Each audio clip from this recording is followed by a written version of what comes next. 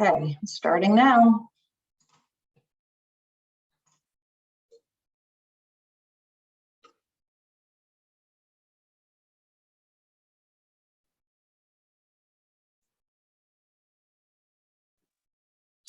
Hi, everyone. Thanks for joining us. I'm going to give it about 30 seconds for folks to join, and then we're going to get started.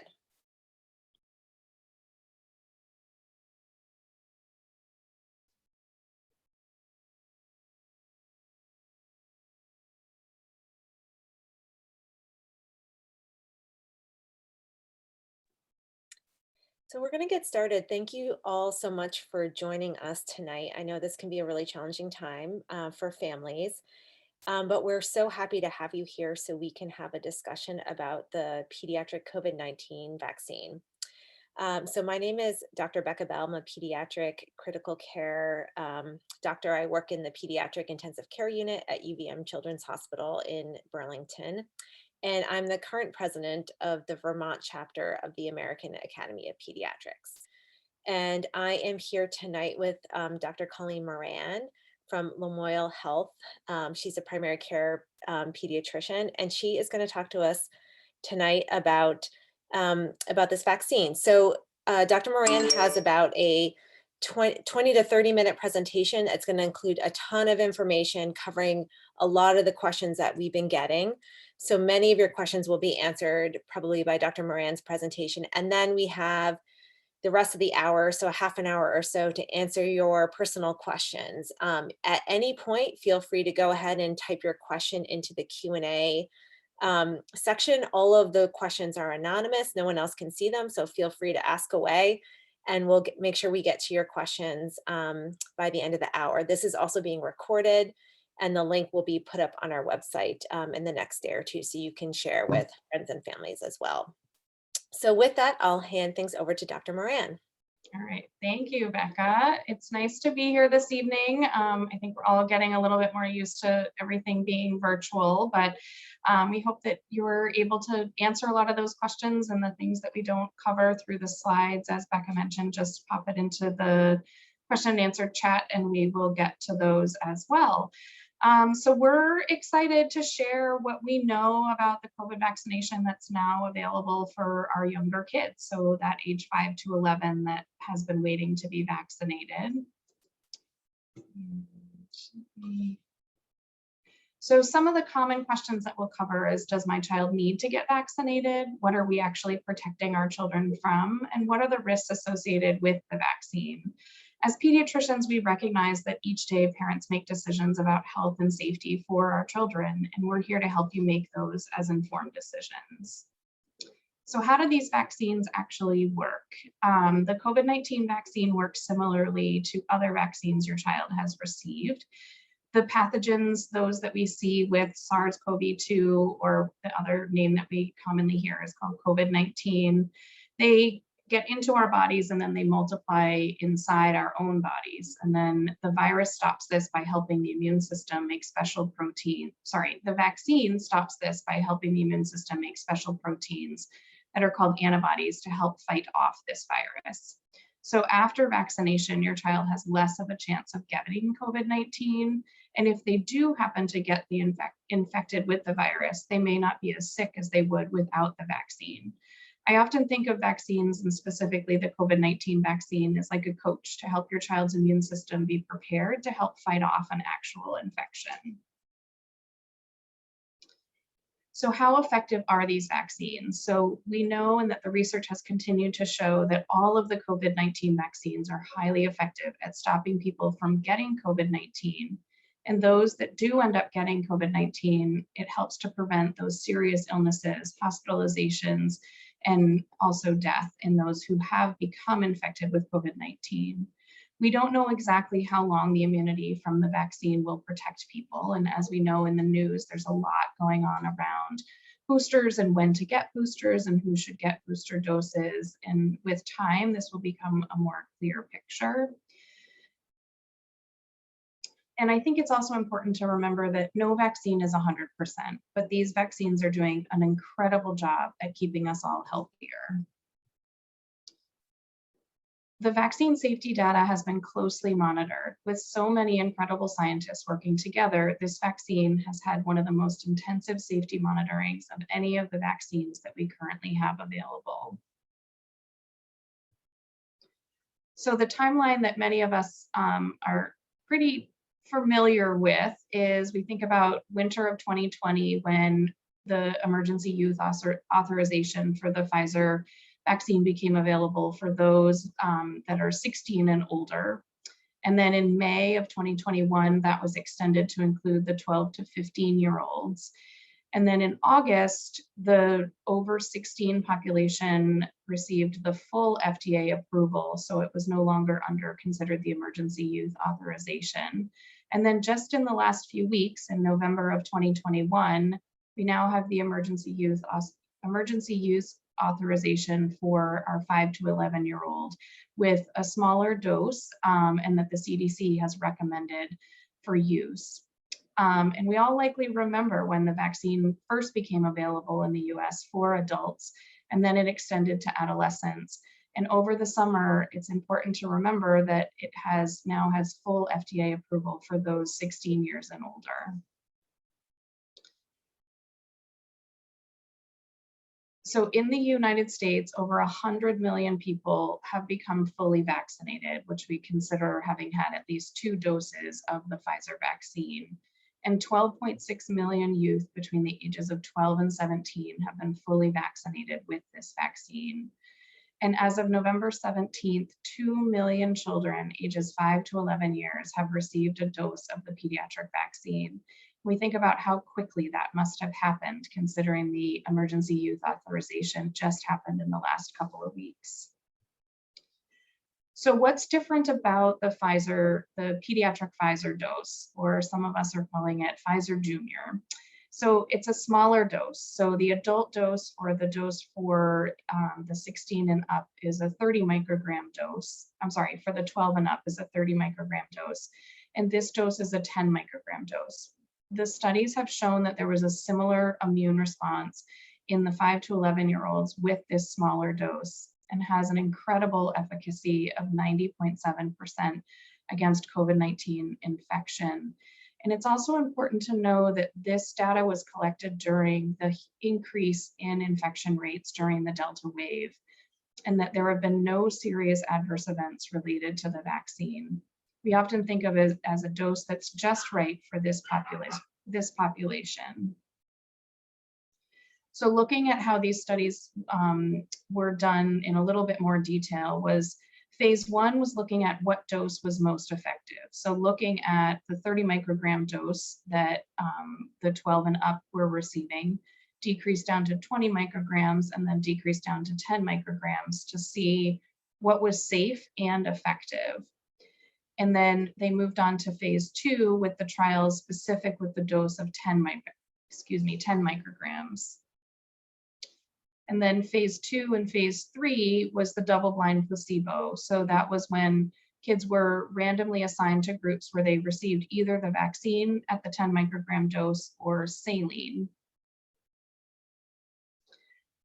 So what about the side effects of the vaccine? Some people don't have any side effects at all. The most common side effect that's been reported for those in the 5 to 11-year-old age group are the local reactions. So pain at the injection site, some redness, a little bit of swelling. The systemic symptoms occur at a lower rate in this age group than in the older population. And the most common were headache and fatigue, and fairly mild and resolved within a few days. And as many of you know, these are very similar responses that we see to routine childhood immunizations, and shows that the immune system got primed, that coach, the shot with the coaching and instructions actually was working to help jumpstart the immune system. So this slide can be a little bit overwhelming, but it's similar information in more of a graph form. So you can see that the rate of reaction and most common was pain at the injection site, so that far right column, following both dose 1 and dose 2. You can see that the reaction or the pain at the injection site was smaller with the 10 microgram dose than the 30 microgram dose. And then we look at the systemic symptoms. So that's when we think about fever, headache, chills, muscle pain, joint pain, those kinds of things. And what I find interesting when I reviewed this data is that almost a quarter of the kids that received the placebo or saline alone reported both fatigue and headache. So again, these were very, very mild compared to the older population, and they all resolved within a short period of time. So what about, we've seen lots and lots of news and different information about the vaccine-associated myocarditis. And there were no cases of myocarditis that were seen in the 3,000 5 to 11-year-olds who received the vaccine during the trial. We do know that the risk of myocarditis has been noted to be the greatest in the 12 to 17-year-old male population after their second dose of the Pfizer vaccine. It's important to remember that myocarditis is extremely rare, even in this population that was most affected. And the rate of myocarditis after the second shot was 1 in 10,000 or 0.01%. It's important when we look at this data that it was such a rare event that when we look at the confidence interval or sort of trying to break down how frequently this happened, that the confidence interval is quite large. I think it's also important to know what are the side effects that are associated with having a wild type or becoming infected with COVID-19 versus having a side effect associated with the vaccine. We do know that COVID-19 infection can cause myocarditis in children. A child is more likely to get myocarditis from the COVID infection than from the vaccine. And it's also important to know that vaccine-associated myocarditis is more mild than what's caused by an actual infection with COVID-19. So when we weigh those risks and benefits, the vaccine is more likely to prevent myocarditis than to cause it. What about late onset side effects? And we've all heard some of these different concerns, and we all want to keep children as healthy as possible and for them to live long and fulfilling lives. It's important to know that no new vaccine side effects have ever been documented after 8 weeks post-vaccine. There's no biologic mechanism by which the vaccine could cause a long-term side effect, since the mRNA degrades within days. It's also important to know that thousands of pregnant women receive the vaccine without effect on the baby, and there has been no effect on the ability of the vaccine recipients to become pregnant. What are the risks of COVID-19 infection in the 5 to 11-year-old age group? So this is national data that we look at for ages 5 to 11-year-olds, that there's been over 8,300 hospitalizations for this specific age group. And approximately 1/3 of those hospitalized children require an admission to the pediatric intensive care unit. If we look at the rates of death, again, this is national data from January of 2020 through mid-October of 2021, that there have been 94 COVID-19 related deaths, which is about 1.7% of all deaths among children from ages 5 to 11 years. When we look specifically at the Vermont data, we see the increase of cases for both adults and children as we sort of ended the summer and into the colder months where we're spending more time inside. There's been some decrease in mask wearing than what we saw in last spring. And again, the children are currently making up a larger percentage of Vermont's COVID cases, as would be expected, because this population is primarily unvaccinated. And then we look at Vermont cases. If we look at this, if you look, the date is along the bottom, and then the number of cases, or the percentage of cases, is along the left side. That the blue line is ages 0 to 5. The purple line is ages 6 to 11. And then the green line is the ages 12 to 18. So again, showing how effective vaccines are, that the lowest rate of infection is in our ages 12 to 18 who have the opportunity, and we have a high vaccination rate in Vermont. And then the rate increases significantly for our younger population, specifically the school-age children from ages 6 to 11. When we look at how Vermont is doing compared to other states in the nation, we can see the cumulative COVID-19 cases per 100,000 children. And I know many of us, initially when the pandemic first started to happen, we were all, clicking on that Vermont Department of Health website and looking at cases and cases per 100,000. And it's important to know that Vermont does have a lower rate of cumulative pediatric COVID cases than many of the other states. And part of this has been how effective and how high a vaccine rate for those that are eligible for the vaccine. So initially in the spring, in the last winter, we were able to start vaccinating adults. And then in the spring, we were able to help vaccinate adolescents to help protect them. And now we have a chance to vaccinate the younger population. And then this slide, again, you can see the gradations of blue, that the portion of eligible US children ages 12 to 17 who've received at least one dose of the COVID-19 vaccine. And you again see that Vermont is the second highest, just below Massachusetts. So 31,000 Vermont adolescents ages 12 to 17 have had at least one dose of the Pfizer vaccine. The other things that we think about are associated with infections related to COVID is pediatric COVID pneumonia, so infection within the lung. And this can lead to low levels of oxygen, requiring hospitalization for oxygen supplementation. And sometimes these patients will require increased support with ventilators or other machines to help with assisting breathing.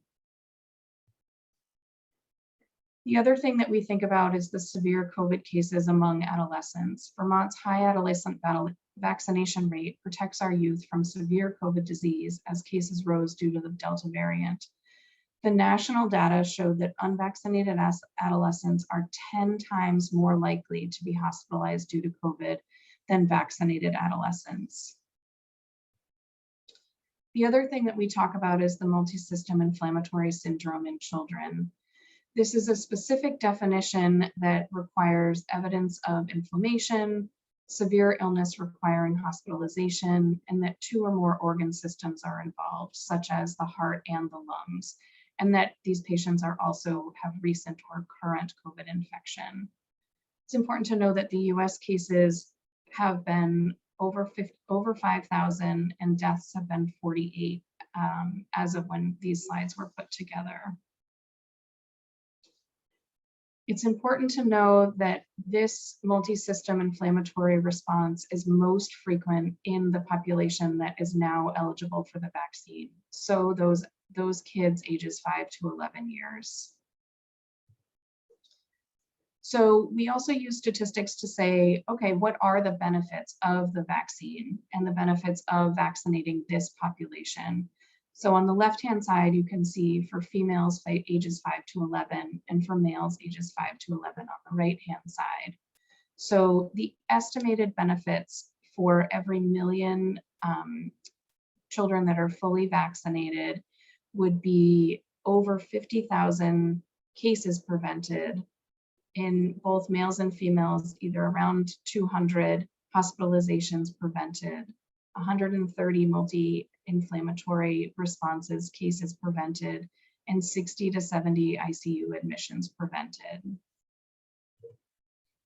So again, we're weighing the risks and the benefits of vaccination for our 5 to 11-year-olds. And all of the slides that we've just shown show that the 5 to 11-year-olds are becoming infected with COVID. They may have a mild case or they may have a more severe case.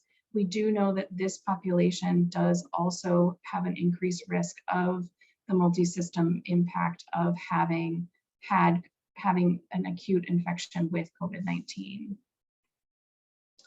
The benefits and risk per 1 million fully vaccinated. This is looking at ages 5 to 11-year-olds, male and female, and all sexes. This was a model that was created by the CDC, multiple scenarios to look at both risks and benefits. So if you look at giving the vaccine, the benefits would be preventing COVID cases, preventing hospitalizations, preventing ICU stays, and preventing COVID deaths. There are risks associated with the vaccine, but again, as we've talked about, these are much less than the risks associated with becoming sick with COVID-19. Factors that weren't considered in this previous slide are that the hospital stay for vaccine-associated myocarditis is much shorter than with COVID-19 infection, and vaccine-associated myocarditis is a much more mild course than infection-induced myocarditis. Additionally, the benefits that vaccination will have on the transmission of COVID-19 by children and the ways of decreasing the disruption in in-person learning due to illness or exposure, and as well as living in what we call the post-COVID conditions. So how do we help our kids be in school, participating in after-school activities, spending time with family and friends?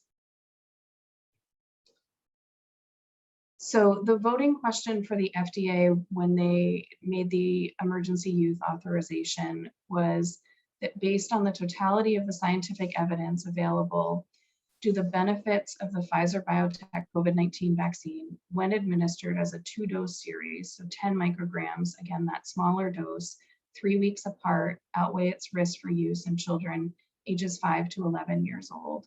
And the answer was yes. We also frequently are receiving questions about why is this vaccine based on age and not weight? In pediatrics, we frequently use weight when we're measuring for medicines, and it's important to remember that vaccine dosing is not based on weight because vaccines are not an actual medication. Vaccination presents the information to the immune system to prompt it to do what it would normally do. And younger children's immune systems need less prompting to respond. So the vaccine dose based on the immune system maturity rather than the child's weight. What about the even younger population? So our Vermonters under age 5. We do know that there's clinical trials that are underway for children as young as 6 months old, and that smaller doses are being tested in this younger children. We don't have an exact timeline around when this vaccine would be available, and as soon as we have that information, we will share it with all of our families. What about getting other vaccines around the same time? So we know that our patients between the ages of 5 and up to 11 are also receiving their routine childhood immunizations, and we're currently, ramping up for flu season. So it's okay. It's a good time to make sure young people are up to date on all of their vaccines, and it's okay to receive the flu vaccine at the same time or around the same time as the COVID-19 vaccine. So whatever works for your family and the schedule that you work out with your own pediatrician is absolutely safe. So additional information, we often think of being fully vaccinated as 2 weeks after the second dose of the mRNA vaccine. And this gives your body time to build up immunity to the virus. It's important that we all know that the COVID-19 vaccines are free and whether or not you have health insurance. And we'll also share some information about places that you can have your child receive this vaccine. So if you look at the healthvermont.gov website that we started through the Vermont Department of Health, started offering community vaccination sites on November 4th. The school-located clinics began shortly thereafter on November 8th. There will be some pharmacies that will have the pediatric dose available as well. And by mid-November, many of our pediatric and family medicine clinics will also have the vaccine available. Vermont's getting weekly shipments of the vaccine. Right now, demand is ahead of supply, which is very exciting, but we also recognize the frustration. I myself was also frantically on that Wednesday morning when it first opened, trying to get one of my children scheduled. So the website will continue to be updated. We are working as quickly as we can to get as many vaccines available. And again, we'll show you some more resources for places to get more information, as well as where to register and get your child vaccinated. So again, finding a vaccine site near you, the best way is that if you can register in advance. That right now, because of the supply and demand chain, that the walk-in option is not as readily available for this population as it was for our 12 and up. So again, you can go to the healthvermont.gov website and you can create your family's login. It's the same site that many of you have used for scheduling testing. You can also, if being online is challenging, you can always call the call center and somebody can help you get your child scheduled for the vaccine. Here's some additional resources for families. So again, the Vermont Department of Health has a specific site for COVID-19 vaccine information for children. Healthychildren.org is the family side of the family resource for the American Academy of Pediatrics and has great information on many topics, not just COVID-19. And then also the Center for Disease Control and Prevention. They have some nice videos or other ways of describing exactly how the COVID-19 vaccines work. So again, there's a new health department resource that's specific for COVID-19 vaccines for children. And these are two pretty personal and emotional pictures for myself. The photo with my daughter was, she turned 12 the week that the emergency youth authorization became available for 12 and up. And she actually created her own login and scheduled the first available vaccine that she was able to. And she also learned that you could stand in line and wait and see if there were available doses. And that's exactly what we did. And so she got her first dose the first day that she was eligible for that.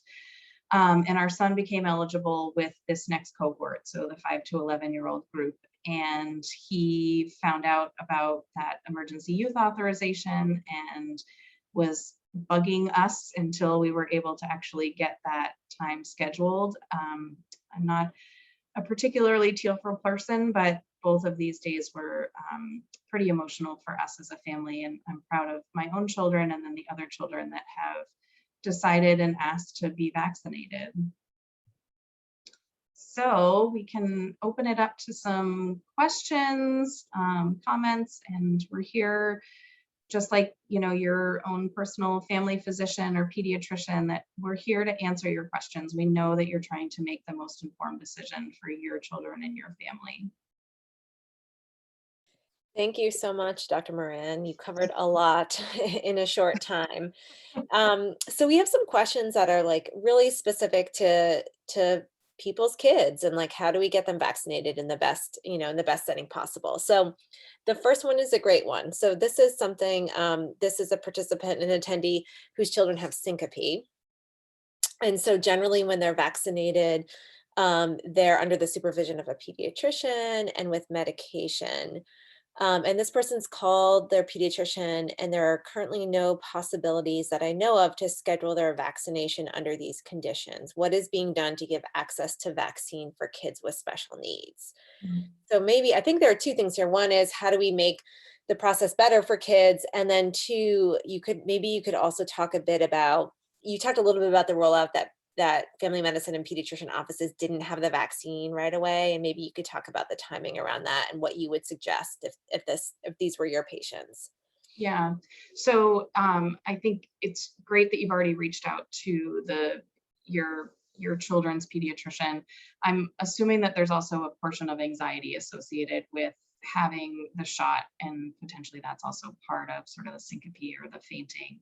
So we talk a lot about ways of decreasing fears around medical procedures, even coming into the office, things like that. And depending on the age of the child, you can do different things around desensitizing. And some kids do better if they know what's coming and they're able to prepare for it. Other kids, and parents know their kids best, Other kids, it's a little bit better to kind of spring it on them. It sounds like these kids would probably do best with a good plan.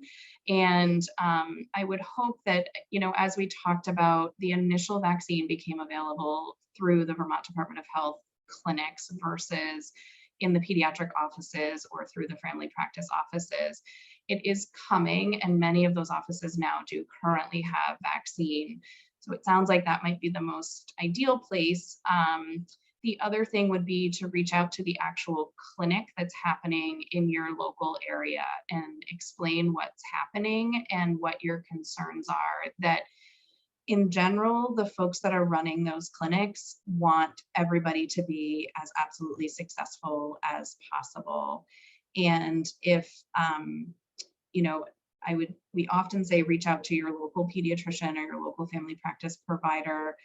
But the Department of Health can also help with that. And I do know that, these clinics they'll try and do things like maybe having somewhere for that patient to lay, or having a little bit more of a private space. The other questions that we get similar to this are children with different developmental disabilities or differences with how they process information, and what are the best ways to help those kids. And again, families know their children the best. So if you know that listening to music or having a particular distraction toy, or other systems that have worked for your children to get other procedures or things done, we absolutely would listen to that and help accommodate in such a way that it's the least eventful process. It's important to know that it's a teeny tiny little dose with a quick person who's administering it. The actual administration is about 5 to 10 seconds, if that, and it's a small needle with a small dose. So we can generally do it and do it in a safe way. But along with families, we're happy to be creative and try and accommodate to the best that we can. Does that answer? Hopefully. Yeah, maybe, and if it doesn't, hopefully they'll write more. I know, I have a 6-year-old who I took to get vaccinated, and I went to one of the community sites, and it was, I don't know where folks live who are listening to this, if this is convenient, but the Williston Taft Corners site actually did have private rooms and places for people to lay down just in the event of syncope as well. So I think, to your point, asking about what the accommodations are or checking them out ahead of time might be really helpful. And then and part of I'll just say that because I'm involved in some of the just working in the logistics of getting vaccination to clinics, is that a lot of clinics are only just now getting to order the vaccine, just because of the way the federal government was releasing it to the states, and the way that the orders had to be shipped. And so it may have been, if you had called even a week ago, that they may have said, like, we don't know when we're getting it. We can't really schedule appointments right now.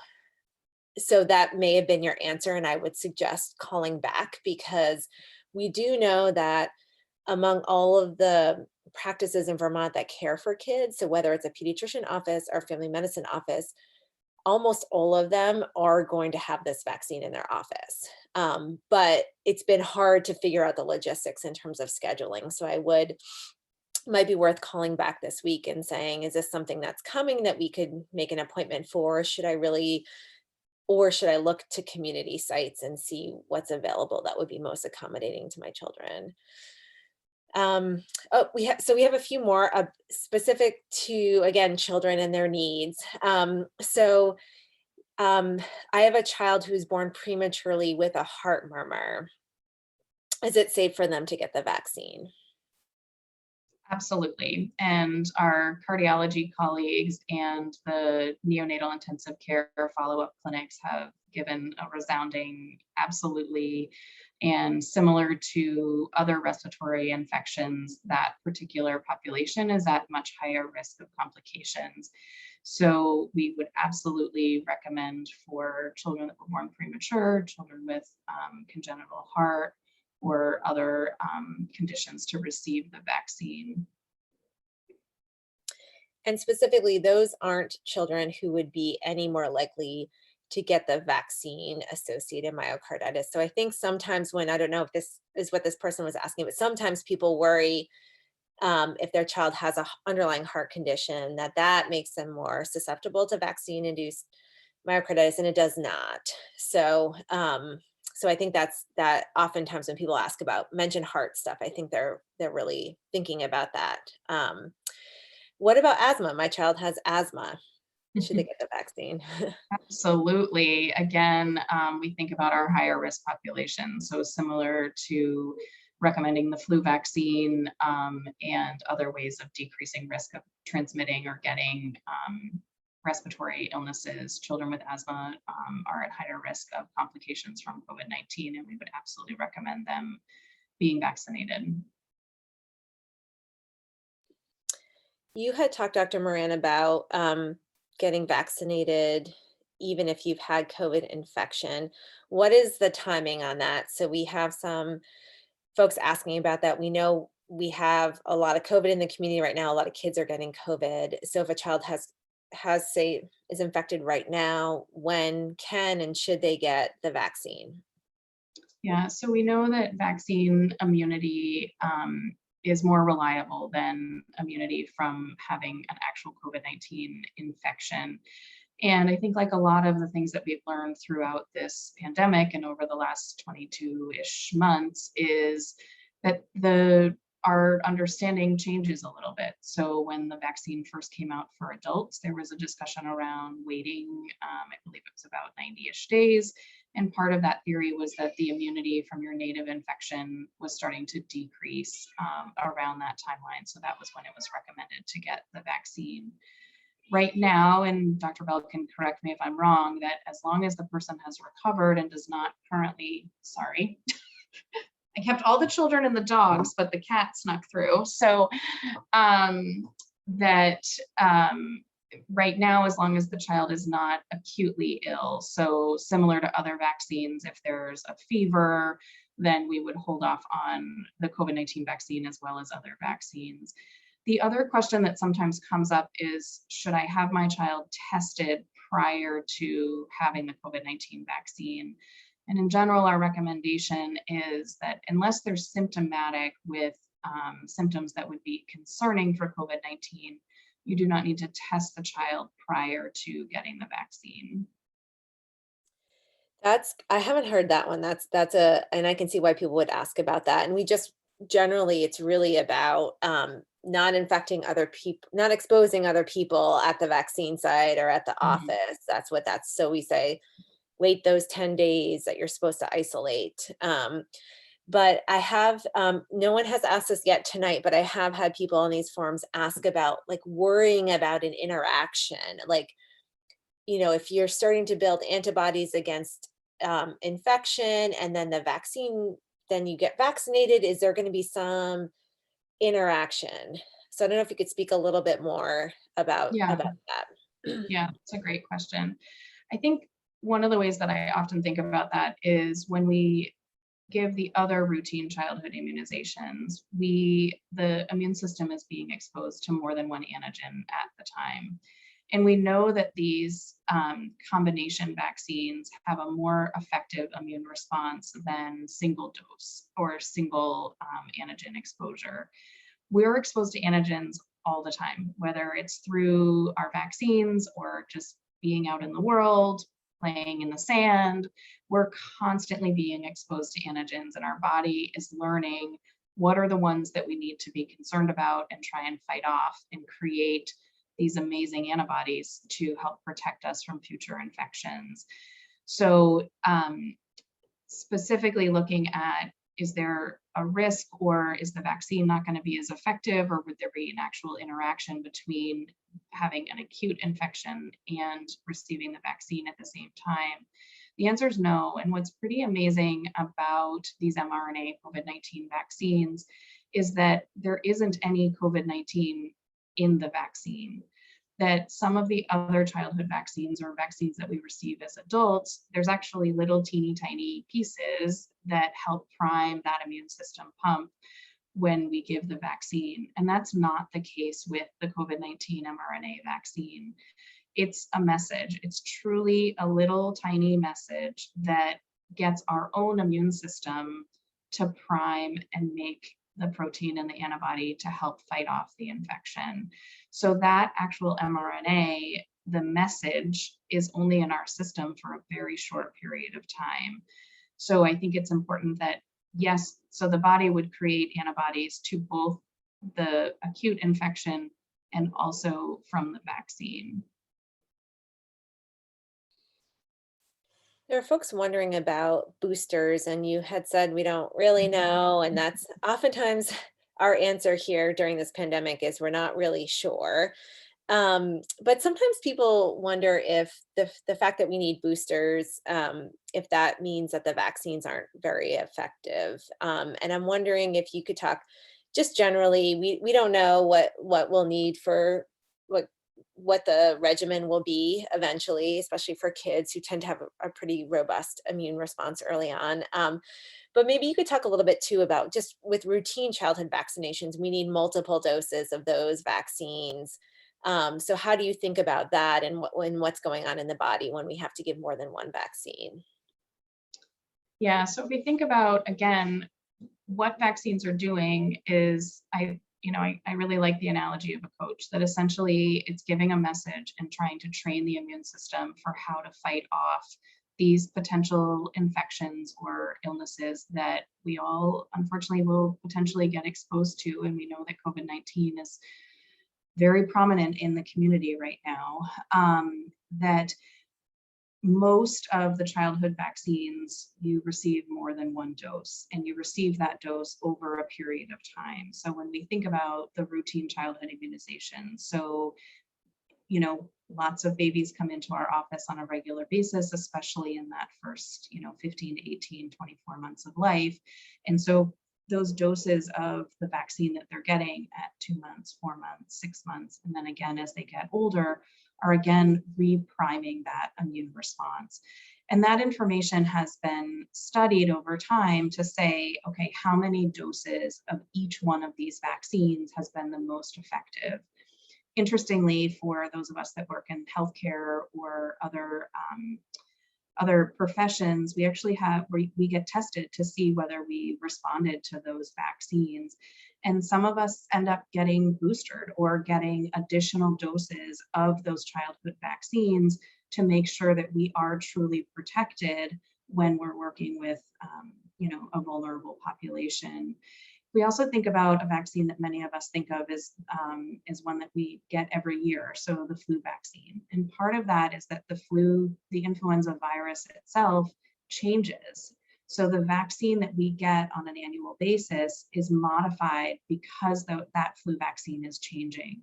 So it's not necessarily that the immunity isn't working, it's that what we're trying to fight off has changed a little bit. And when we first give a flu vaccine for children under the age of 10, they get 2 doses in that first year. So again, the immune system gets primed and then gets reminded again a month later if they haven't received a flu vaccine previously. So boosters aren't new. I think part of what we've learned over the last 22 months is a lot of language has become very common in news media or, the water cooler conversations that might not have been a common table conversation or, that kind of thing. So boosters are not new. It doesn't mean that the vaccine isn't working. It means that either the virus has changed or the immune system needs another sort of prime to make sure that we're as protected as possible.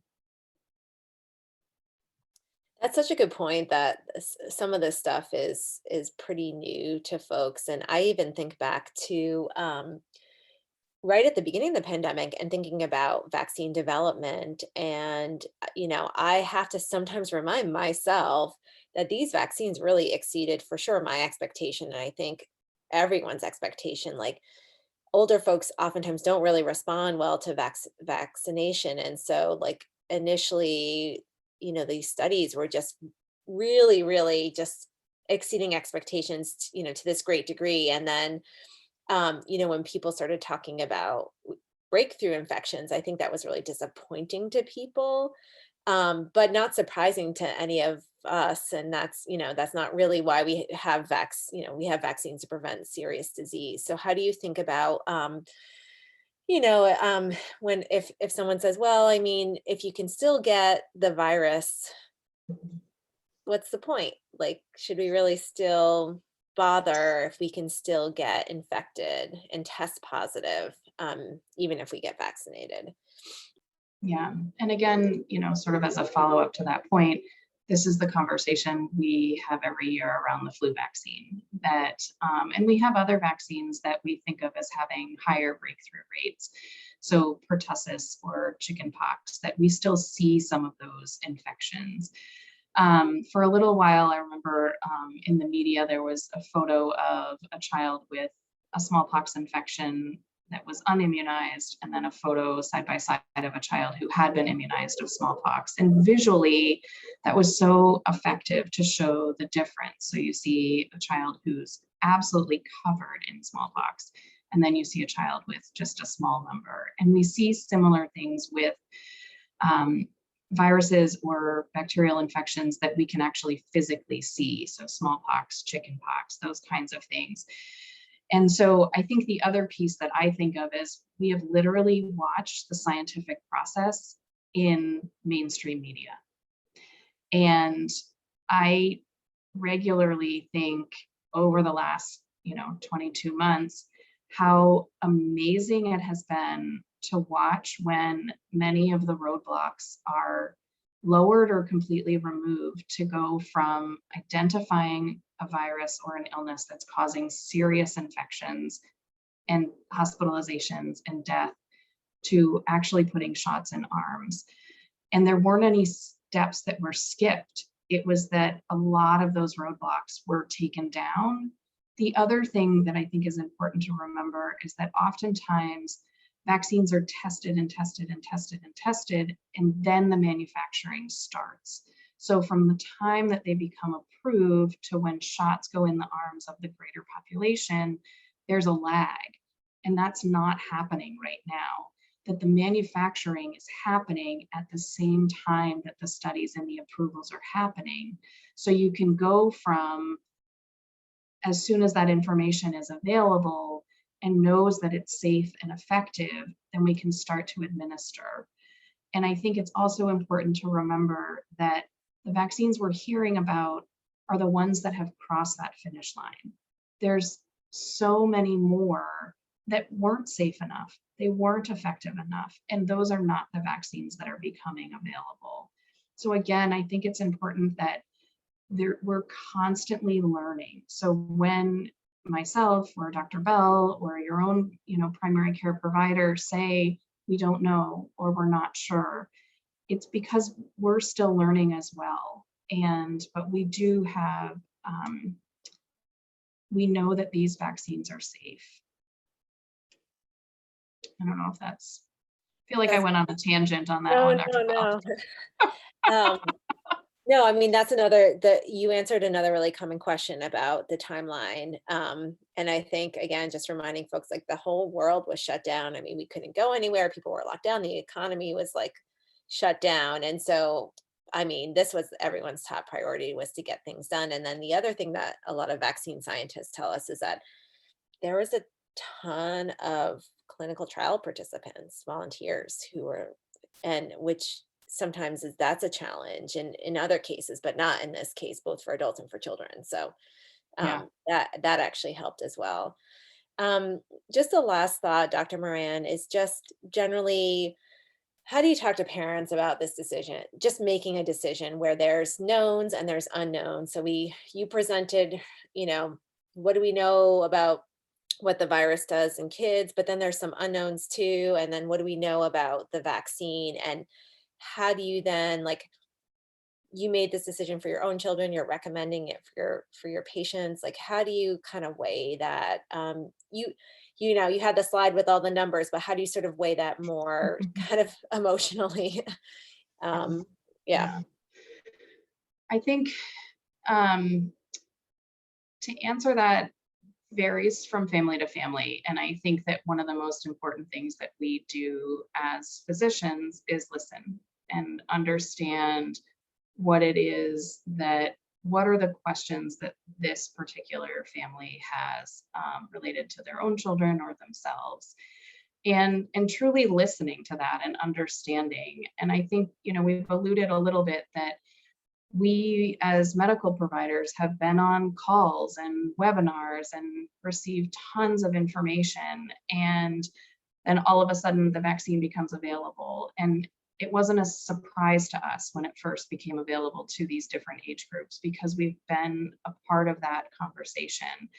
So I think it's important to pause for a second and recognize that if you're not in the medical community, or you don't work for the Department of Health, or you don't have somebody that's part of vaccine manufacturing, that we need to kind of catch people up and answer those questions so that they can make the informed decision that we're making for our own families and what we're recommending for our patients. The other thing that I think about, and as we've seen an increase in rates in Vermont, is that we are seeing kids with COVID, and we're seeing kids who have mild illnesses, and we're seeing kids who have more severe illnesses. And I've seen more and more, especially adolescents with long COVID, 3 varsity sport student athletes that are still not able to run. And I think about when you get down to the risks and the benefits, and we can look at all the charts and the numbers and all those kinds of things, that specifically when I think about recommending and talking with families and my own children is, do I want to risk an acute infection with this virus that we're still learning about, versus a chance to, one, either completely prevent getting this infection or preventing the serious long-term side effects of this infection?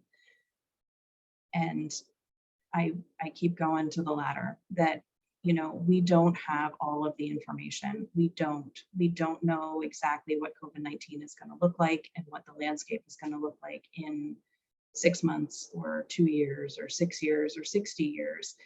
But we do have an opportunity to protect our kids and families with a safe vaccine that uses our own immune system.